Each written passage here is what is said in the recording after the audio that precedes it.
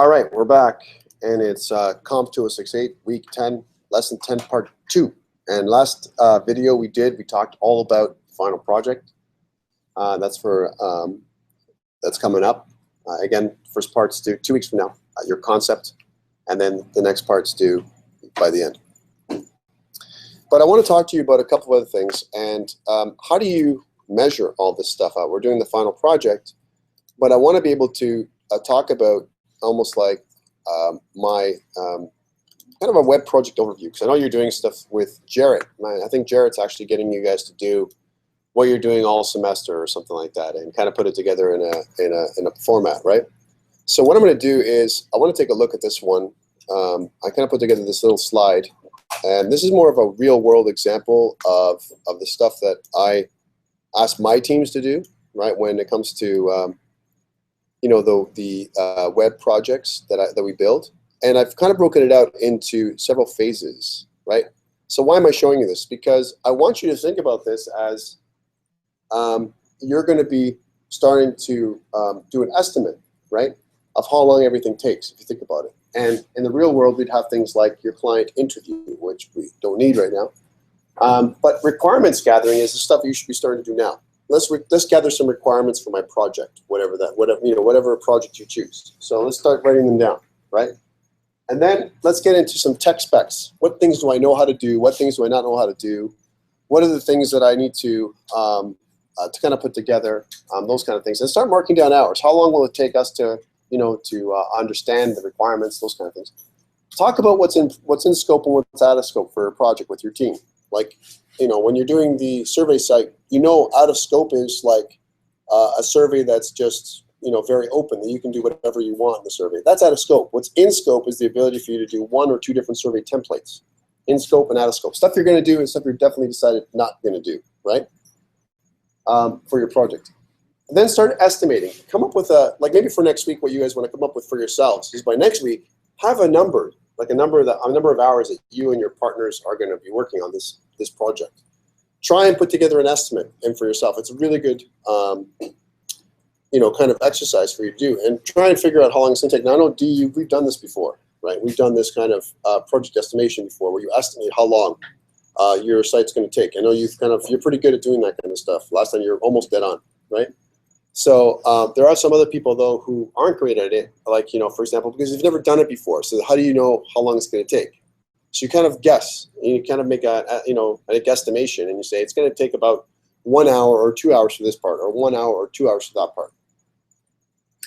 Then what you do is you create a project timeline. So with your team, right? So you sit down and get together with your team, and you say, this project is going to take this many hours, as an example, and we're going to be producing this milestone in this date, this milestone at the other date, and kind of loosely hang the dates out there. And there's some really cool software out there that'll do it for you. One of them that's online, and there's a free version of it. It's called Teamwork, right? Teamwork, where you can get together and create a way of managing your project. It helps you actually finish your projects by managing them. The more you manage a project, especially if you schedule it, I'm of the mind, and I know this is a philosophy, but I'm of the mind, if you schedule it, it'll get done, right? If you don't schedule it, it'll never happen. Right? So if you say, yeah, we'll get together next week, man, we'll talk about a project. No, right? We're going to get together on Tuesday at 3 o'clock for 2 hours. We're going to talk about our project. We're going to be in this room, and we're going to take a break at this time. Have a tight agenda in order for you to work with somebody else. That's the way you get it done. And even then, there's going to be distractors, right? Sometimes I'm the distractor. When I meet with my team, they're like, Tom, we don't want you to come, right? Because you're going to talk about other stuff.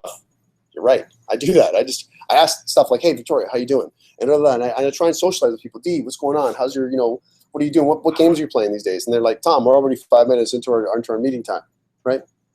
I know that of myself. So usually I plan for that, and I plan 10 minutes of like breaking the ice time when it comes to meetings. 10 minutes of chit chat where I kind of say, hey, how you doing? But okay, we're into our meeting now. That chit chat time is done, right? We've broken the ice. We're not just hunters gathering around a fire and saying, I see you. Kind of stuff. We've done all that chiming in now. Now we can actually get to the work, right? So that's what we do here in our project timeline. The deliverable for phase 1 for this engagement phase is a proposal document, right? So let's talk about this proposal document. Normally in real life, I would go to D and say, D, what do you think about this? He's my client. Do you agree? And if he agrees, right, I want to get as much money down as possible, right? I want to get at least 25 to 35% here in this phase. And by second phase, I want to get at least 50% together, right?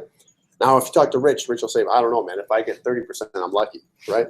But I'm of the mind, the more you get up front, the more commitment the customer has, and it's how you sell it. On this particular case right here, you know, I try and get as much down as I can. Your planning phase, where you have your kickoff meeting with your team, you kind of come together, and now you're having your first kickoff meeting. You're going to spend 3-4 hours together. That's of that 40 hours that you're allocating on your team, and you're going to be talking about your project. When are you going to get it done? What days of the week are you going to meet together? Is it going to be every day? Is it going to be only one day? Can you meet remotely with Hangouts? You know, as an example, how can you? What ways are you going to meet to get it done? Maybe you need some research as well. Like, you know, I'm putting together a site. I want to maybe look at other sites, like I just did with you with Challenge and with other ones, right? To see if there's some pieces of the other site you want to put together to form your prototype. And you're going to do competitive analysis, what we normally do when we say, well, how does our industry, like our company or whatever, the people that are using the website, how are they competitive with other people? What are their differentiators? For you, you don't need to do that right now. Then you come up with your initial concept. This is what you're going to do 2 weeks from now. So you have to have your initial concept as a deliverable 2 weeks from now.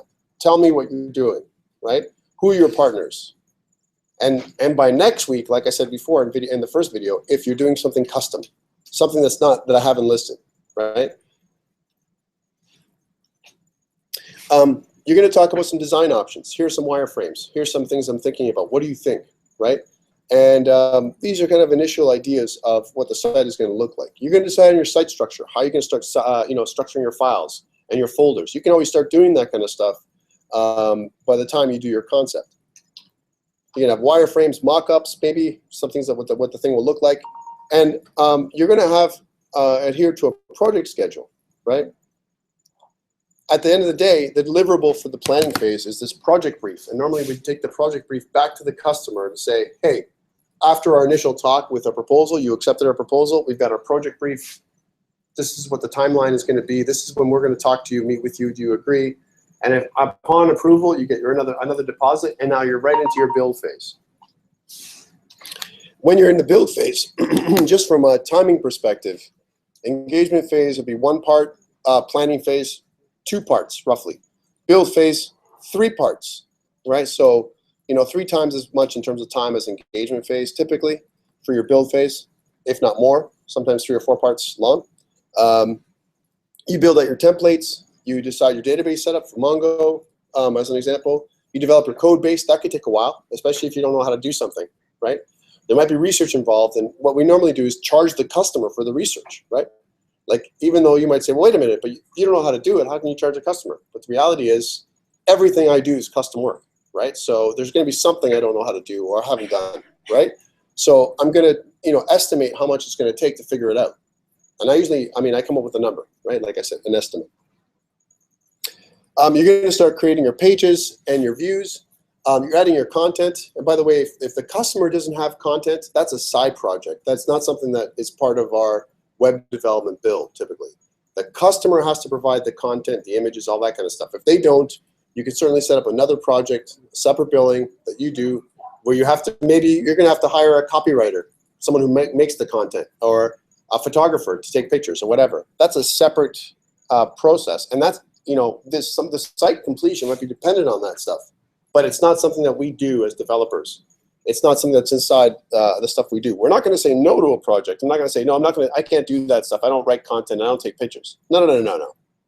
I'll accept the work. I'll find someone to do it for me, right? But, it's another piece. It's not included in my phase. It's out of scope for this project, right? It's a separate project that we're depending on, a dependency. We're going to do things like, when we have the content, we're going to proof it with the client. Hey, Mr. Customer, do you think this is right? Does this go along the lines of the stuff you've given us, and this is what we're going to put on your website? Do you agree? Before we do any kind of website stuff, we're going to test the functionality, right? We're going to see if our basic functionality is working. We're going to test the usability. It's functional, but is it performant, right? It may not be performant enough, maybe too slow. right? We're going to integrate security. And the deliverable for this one, for this phase, is a staging site, right? Where we allow the customer to go on and see our progress, right? Again, at this place, I'd probably get another deposit. So up to here, I could have as much as 75% of my money right now, right? Why? Because customers run away, customers shut down, right? And you've done all this work and you're not getting paid for it, especially if you're working with other people. You might have a lot of sunk costs, right? So that's why you get as much money down as possible in the beginning. And I'm not telling you that, I'm not going to tell you that I haven't got 100% down before I start. I've done that too, right? But that's with people that I really know. All right, deployment phase. This, although it's one phase, it usually is two parts. Part one is when you have you kind of decide to cut over on a Friday night, and then you have a dead drop date of Monday. So if you can't do it on Friday for whatever reason, you tell the customer that it could be, I've scheduled it for Friday, but I might have, if I have any problems, worst case, Monday, we're deploying, right? And the reason for that is we want to give ourselves a bit of slack in terms of any kind of possibilities that come up, right? So that's when we actually deploy to the live site. It doesn't mean you're done. This is just phase one of a mini phase one of deployment, right?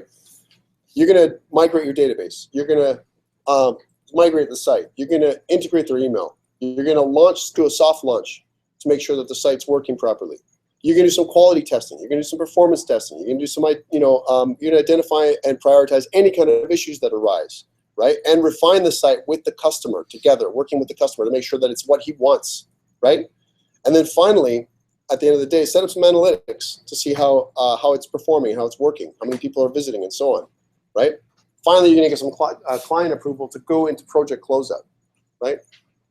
When you go to project closeout, this is where you would promote the site, do more advanced search engine optimization. Maybe you're going to hire an SEO company to do it for you, right? Because that's all they do, right?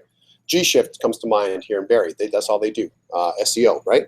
So why would I do it if they could do it for me, right? And if that's their hallmark, they do it pretty well, right? They also do things like how to connect to social media. We might also have things like client training involved. Like if I create an incident management database, I got to train my client to know how to use it. How do I log in? What does this dashboard look like? I might have a whole separate document on a training, from a training perspective on how to do that, or maybe it's going to be built out that there's training hours involved. There could be or there could not be, depending on your proposal, right? There's going to be also a time where I ask for client feedback. Hey, tell me how I did. Did I do really well? Did I really suck at this one? Did it take too long? Which part did you like? Which part did you not like? Could I have improved something? Then finally, there's going to be some sales lead generation because you're always working with the client, right? You're going to talk to the client and say, well, if you really like I'm never too busy for one of your referrals, this standard line that salespeople give you, right? And hopefully you're going to get more referrals for the next sale because let's face it, we want to keep everything hopping, from a business perspective, right? We have a lessons learned meeting where we talked about things like and I hate to say this way, a post-mortem, which means like, hey, how did it go? What did we learn from this one? Where do we make our mistakes? Where do we have our cost overruns? How do we estimate these sections? Do we go under our estimate, over our estimate? What do we do, right? And then finally, the final deliverable here is a final style guide that you're going to give to the customer because 6 months from now, on the roadmap, we're going to talk about future roadmap planning with the customer. You're going to say, hey, Mr. Customer, when can I come back? Because we built a website for you, but there's other features we can add to it. Or every so often, 6 months, a year, we can refresh your site, right? Don't let it go. It's the stuff you do after the build that's just as important as the stuff you do during the build. And plus support maintenance, might be support maintenance costs from a hosting perspective. Anyways, after that, you get your final client approval and final monies, right? And this is one of the most challenging times to get paid, okay?